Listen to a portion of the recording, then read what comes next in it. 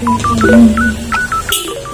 saya hormati Ibu Titin dan rekan-rekan sebagai kita pada pagi hari ini, dan yang saya hormati ibu-ibu warga Dusun Kerajaan Desa Ngabean, dan tak lupa teman-teman KKN Universitas Bidar yang saya sayangi. Hari ini kita berkumpul dalam acara sosialisasi dan demonstrasi budidaya maggot sebagai solusi cerdas untuk pengelolaan sampah organik sekaligus menghasilkan pakan alami. Bapak Ibu yang saya hormati, sebelum acara dimulai, izinkan saya membacakan susunan acara hari ini.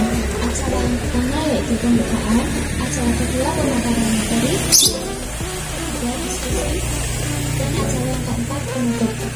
Baik, langsung saja mari kita buka acara ini dengan bacaan basmalah bersama.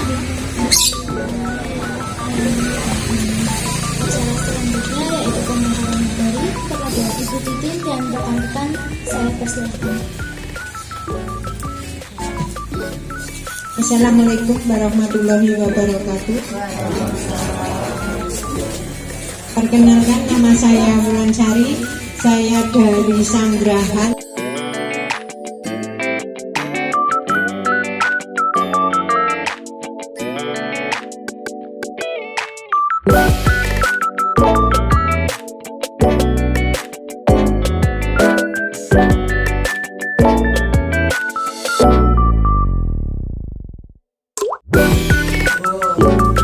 Enggak ada pertanyaan tentang sampah?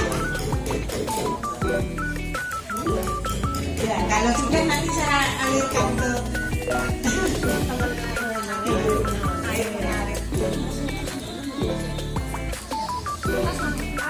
sandal sepatu tidak sandal saja tidak apa-apa. Nanti bisa dipilah, jangan jual kalau bisa dipilah itu harga warahmatullahi wabarakatuh. Yang kami hormati, perkenalkan aku Entis Rejani, biasa dipanggil Bupati.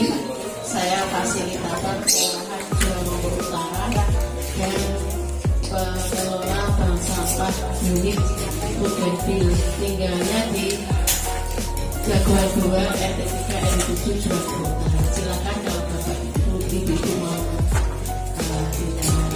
berkunjung jalan-jalan ke bank sampah, bisa ke bank sampah Pudenvil, bisa ke bank sampah Bersemi. Ini teman saya ini juga pengelola bank sampah.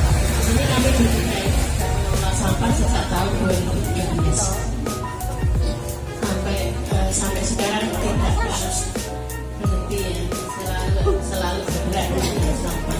Kemudian kalau tadi sudah dijelaskan mengenai sampah anorganik. Nanti kalau ibu-ibu mau belajar kompos, silakan panggil kita ini. Ini kita ini juga mengelola kompos. Setiap tahun kita dapat order ke provinsi. Ya, provinsi. Kemudian pengomposan itu ada dua, yang satu hasil dari abot, kasbot, namanya juga jadi kompos.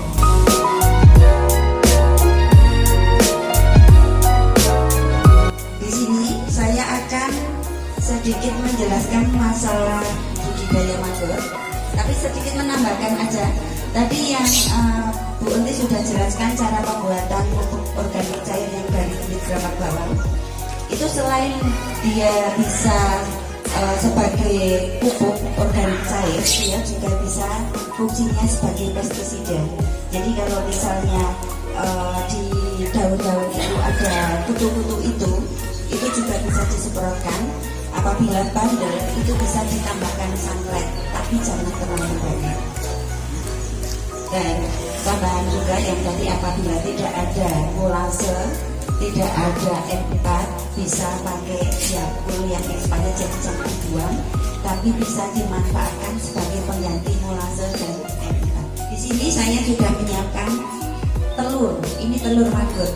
Jadi lalat itu kalau bertelur itu bisa sekitar 900-an telur, 800 sampai 900. Ini bisa dipresani, monggo bisa dipilihkan ya, dipresani.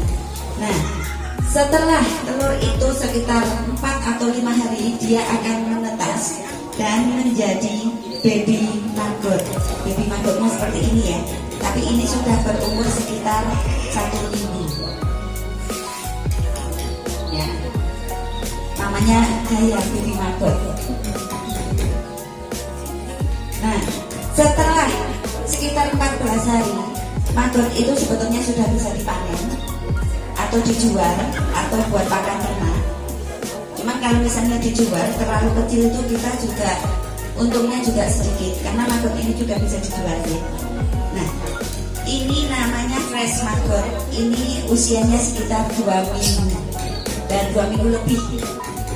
Maggot ini kalau fresh maggot seperti ini, dia akan makan sampah 1 kilo maggot seperti ini, fresh maggot, dia akan makan sampah sekitar 2,5 sampai 5 kilo dalam 1 hari. Jadi apabila tempat penjemuran sampahnya banyak, sebetulnya bisa diselesaikan dengan maggot ini. Oke. Setelah umur lebih dari 21 hari, maggot itu mulai kecoklatan seperti ini. Monggo, biar 5 hari dia akan menjadi lalat seperti ini, lalat BSF. Lalat ini biasanya setelah kawin pejantannya akan mati. Nah, betinanya setelah bertelur dia juga mati.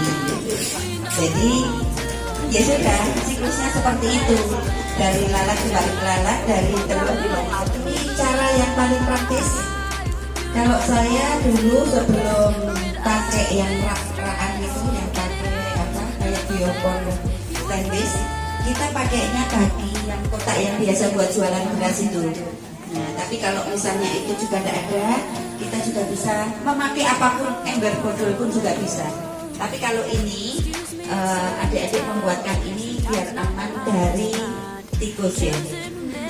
Ya, karena yang jadi musuh utama maggot ini 1 itu tikus, 2 semut, 3 cecak. Tikus itu paling seneng, misalnya ini dibuka penuh gini, besok pagi sudah habis. Dia seneng banget. Ya. Nah, ini mungkin saya gendut kebanyakan maggot.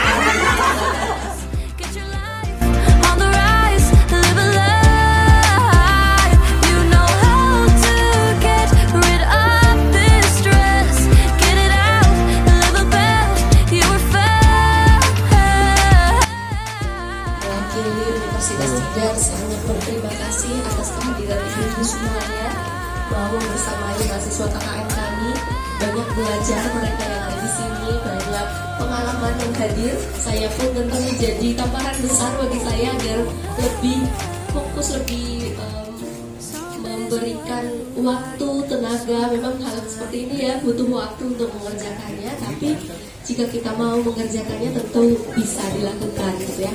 Jadi insya Allah juga ilmu ini selain bermanfaat untuk ibu-ibu semua, bermanfaat untuk para mahasiswa kami, bermanfaat juga untuk kami sendiri. Jadi harapannya hadirnya mahasiswa KKN kami, selain mereka belajar bersosialisasi, belajar bermasyarakat, juga bisa bermanfaat untuk ibu-ibu semuanya. Enggak ya? Semoga maggot ini bisa menyelesaikan beberapa permasalahan. Ibu Ketua PKK terima kasih sudah bersamai. Kita juga dari tadi kelompok 2 ada budidaya ikan dalam ember. Tadi udah di-spill ya Bu bahwa ini bisa kolaborasi nih makanan maggot untuk lele gitu ya. Wah, ini benar-benar semoga nanti bisa menjadi ketahanan pangan. Jadi kita tidak lagi berkeluh kesah kampung mahal gitu ya, ternyata kita langsung bisa petik. Bau banget sih sampah di rumah kita kasih maggot untuk makan gitu ya. Harapannya itu, lebih dan kurang tentu kami mohon maaf. Saya akhiri, wabillahi taufiq wal hidayah. Assalamualaikum warahmatullahi wabarakatuh. Waalaikumsalam.